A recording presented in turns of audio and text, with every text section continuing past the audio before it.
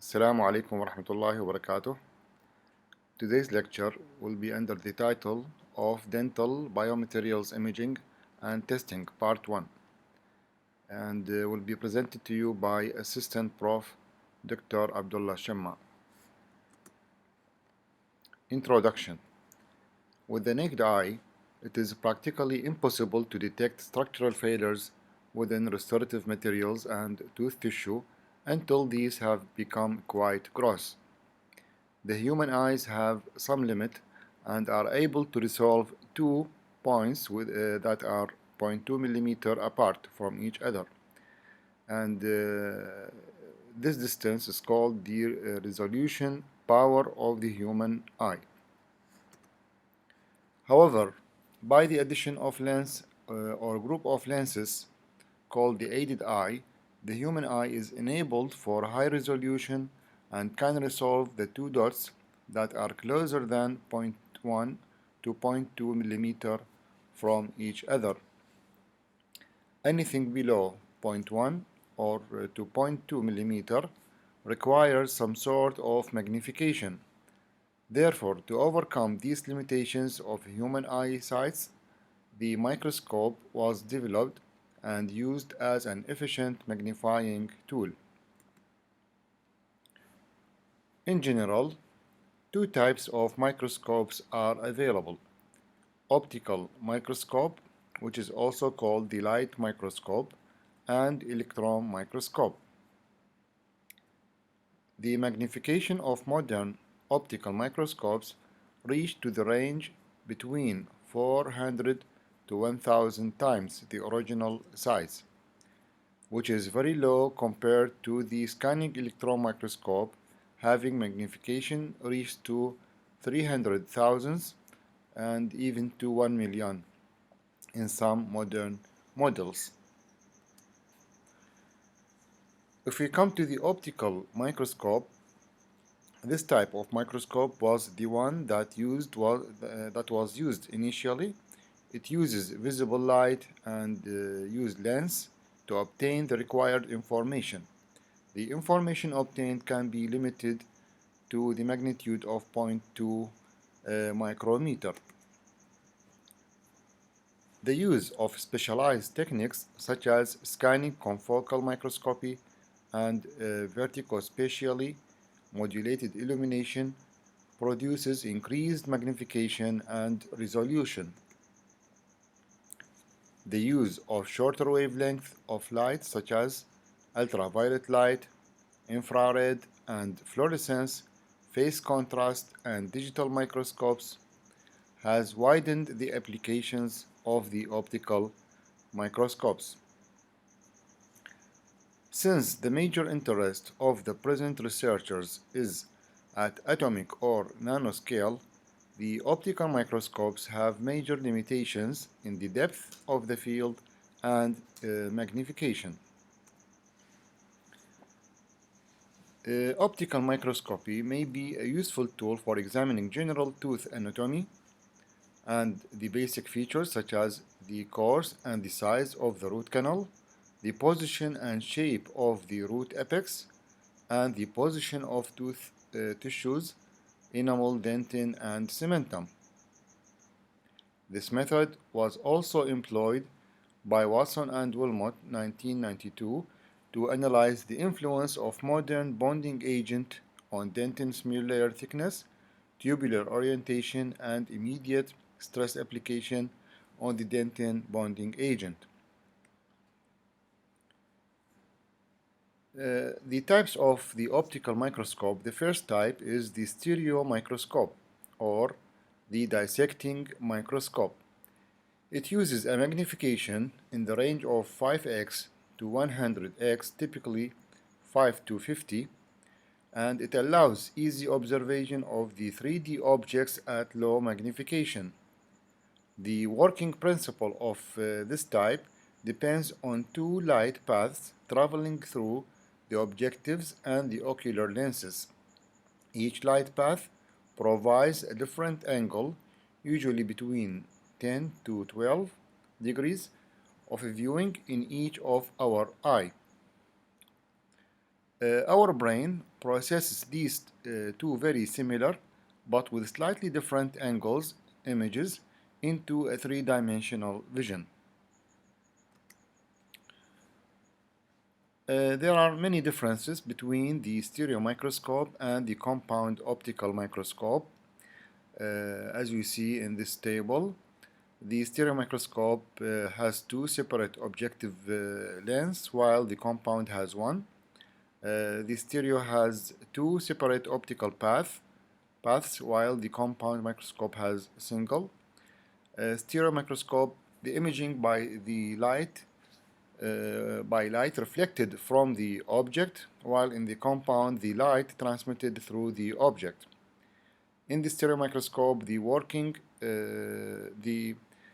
specimens are usually thick and solid, while for the compound it requires thin sectioned specimens. The magnification in stereo microscope is less than that of the compound microscope, and the stereo microscope provides three-dimensional images while the compound is a two-dimensional image. This figure shows also the differences between the two microscopes as components, and on the right we can see a diagram showing how the stereo microscope work with two paths and two lengths.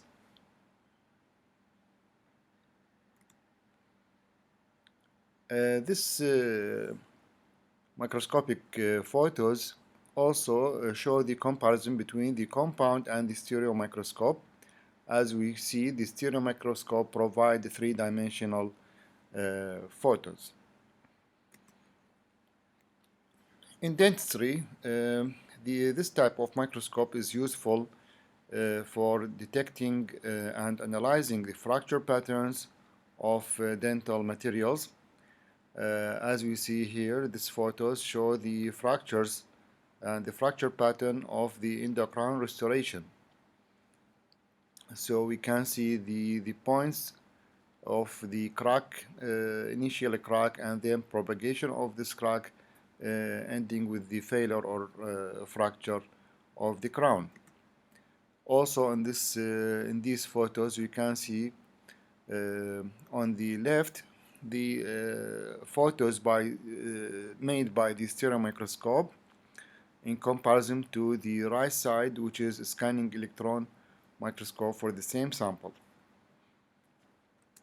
Also, it can be used for detecting leakage, micro leakage of the different restorations used because it reveals the interface very well between the tooth structure and the restoration. The second important type of light microscope is the polarized light microscope. In this type, a plain polarized light is passed through a double refracting material and then collected using a second polarizing filter to generate a high contrast image. This technique finds application in several fields such as medicine, basic biology, industry, and study rock minerals.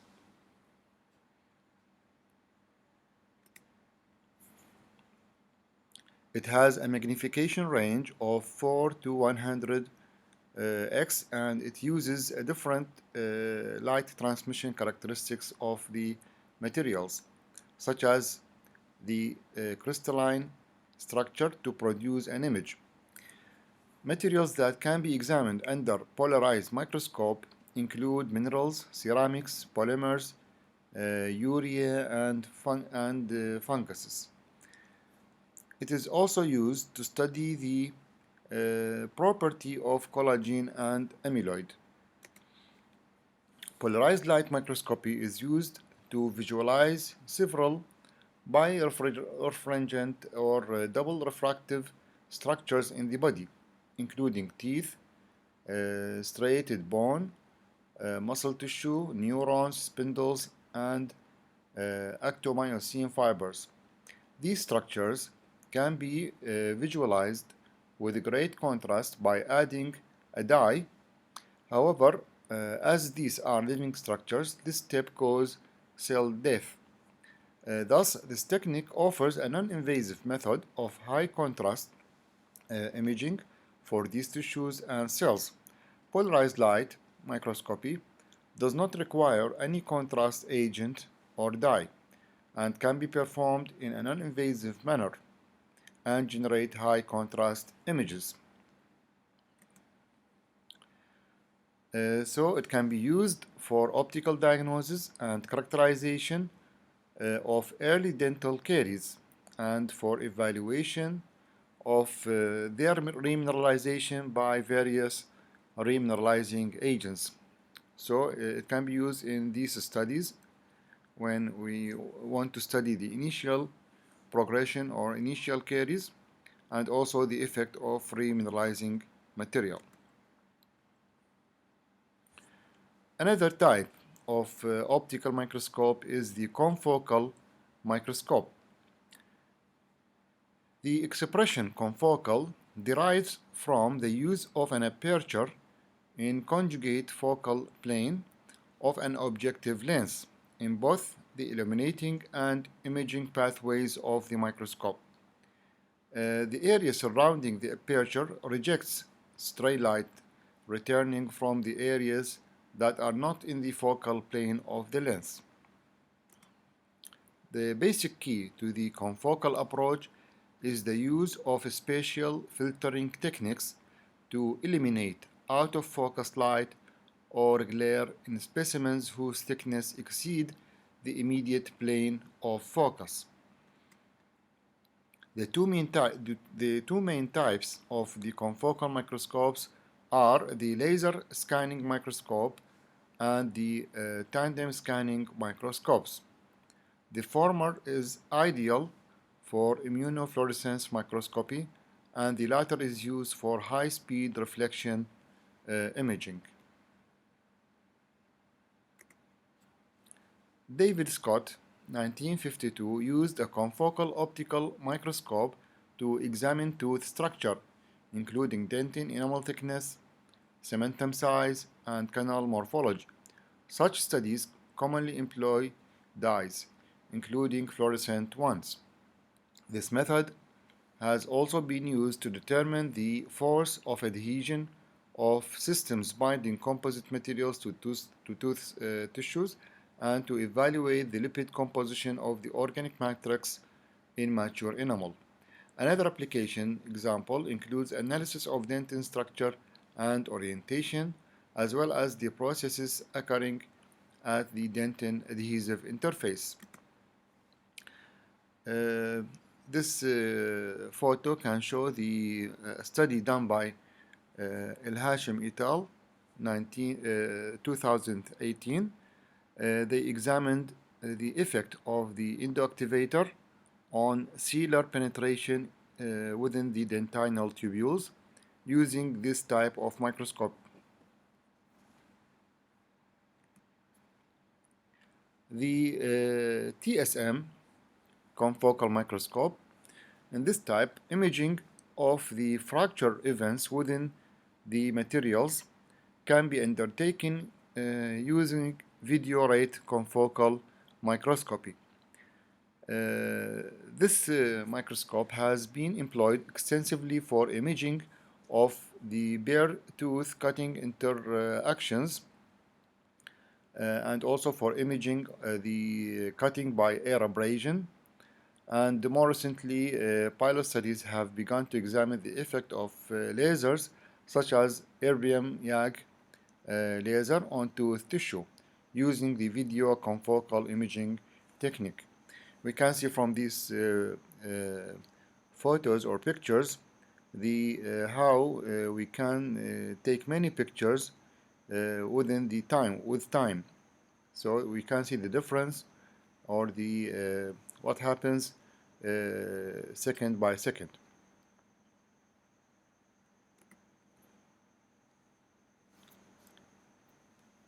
Okay.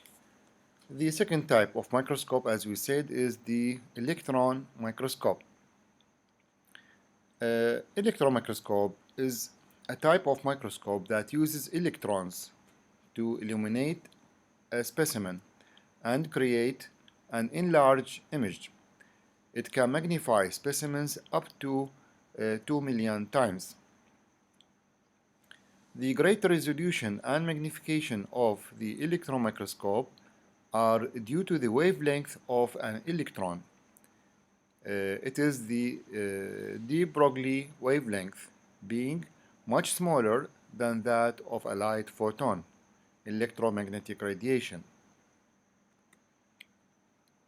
The idea of the electron microscope is back to the 13th of the last century, at which a first electron microscope was constructed based on the work that were conducted by two physics scientists, Ruska and Knoll, in 1933. The instrument is called Transmitted Electron Microscope, TEM, with electrons pass only through thin specimens and magnification beyond that of the well-known optical microscope. Subsequently, in 1938, von Ardeen added a scan coil to the TEM, constructing scanning transmission electron microscope using voltage of 23 kilovolt at magnification of 8,000 and a resolution of 50 to 100 nanometer.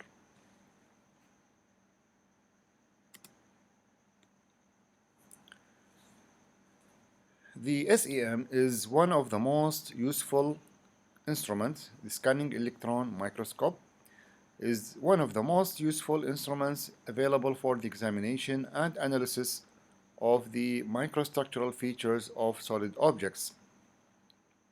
The primary reason for the SEM usefulness is the high resolution that can be obtained when bulk objects are examined. SEM is the leading device that is capable of achieving a detailed visual image of a particle with high quality and spatial resolution of 1 nanometer. Magnification of this kind of device can extend up to 300,000 times. Although SEM is used just to visualize surface images of a material and does not give any internal information, the sample is shot in SEM using a high energy electron, and the outcoming electrons and X-ray are analyzed. These outcoming electrons X-rays give information about the topography, morphology, composition, orientation of grains, crystallographic information of the material. The components of the scanning electron microscope are mainly the electron gun, which is the most important part, and the vacuum column, condenser lens, scanning coil, objective lens, and stigmator, in addition to the sample holder and the detectors.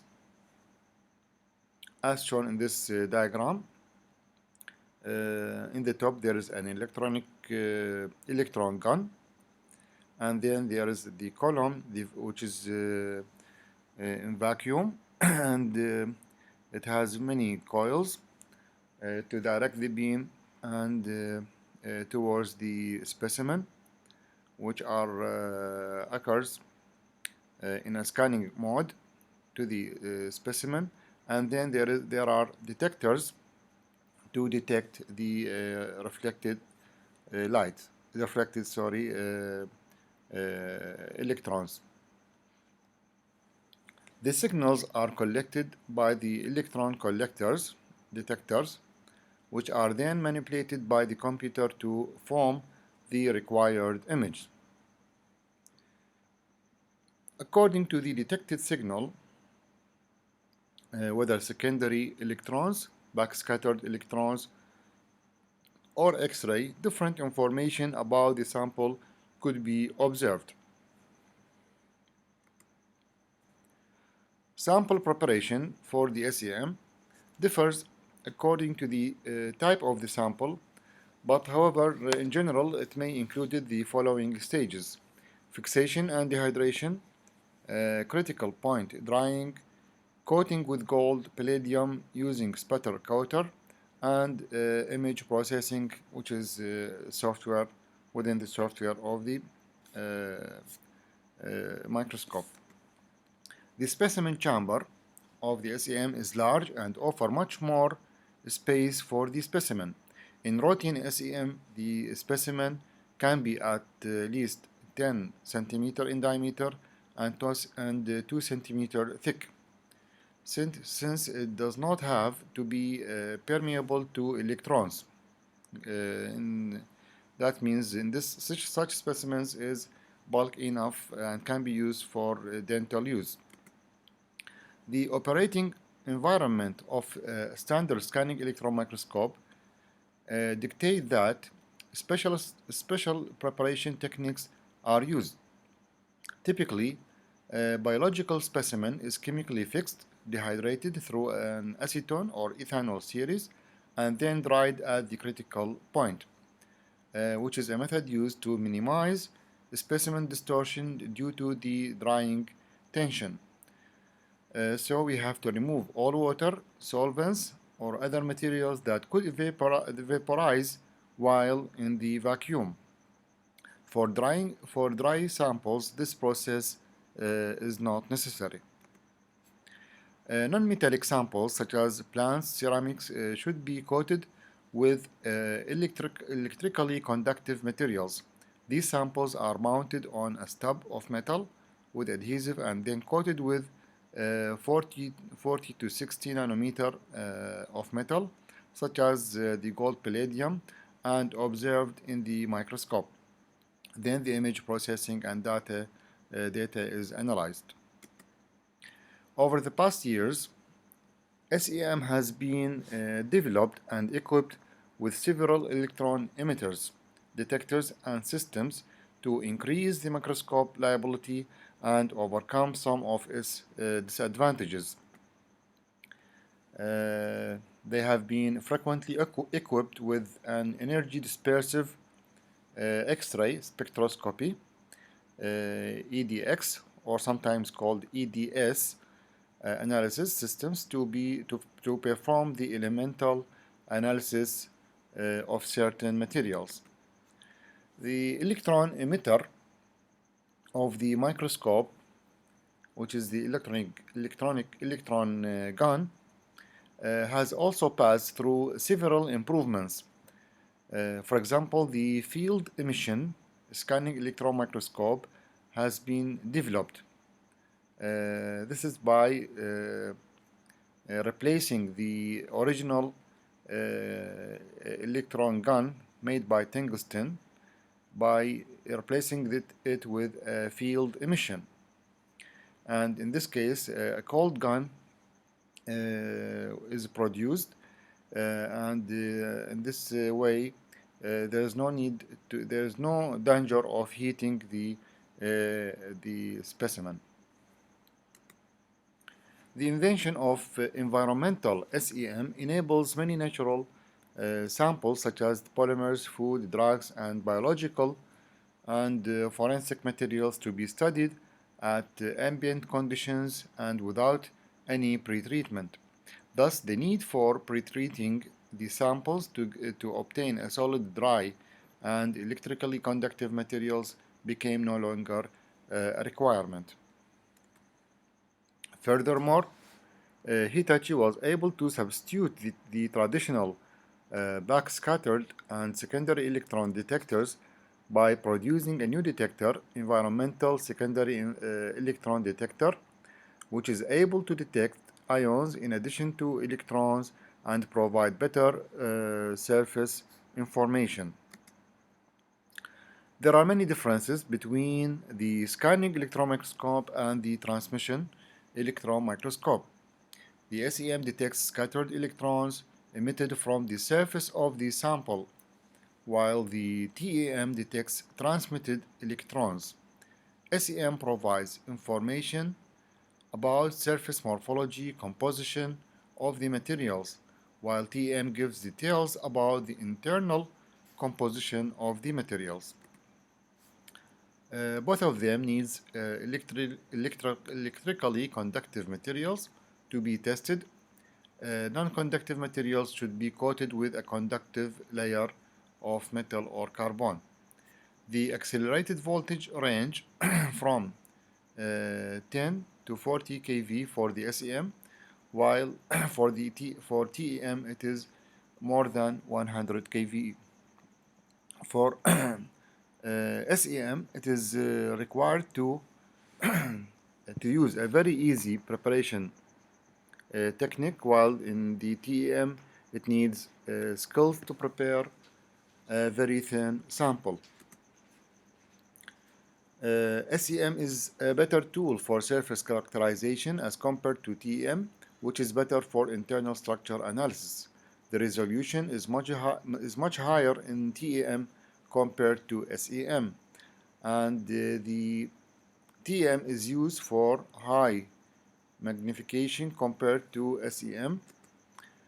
In the case of SEM, the electron beam scan over the surface of the sample, while in TEM, the electron beam pass through the sample. SEM has a high depth of field, while TEM has moderate. SEM produces three-dimensional black and white images, while TEM produces two-dimensional black and white images. In summary, SEM is a three-dimensional, examine the surface topography, chemistry, composition, and the crystallite of the material of the specimen, while TEM is a two-dimensional, thin section, require thin section, produce high resolution, examine the internal structure of the specimen. EDX is an elemental analysis and gives information about the element percentage. Field emission scanning electron microscopy is 3 to 6 times better than SEM. That's the end of my lecture. Hope to be helpful, and thank you for listening.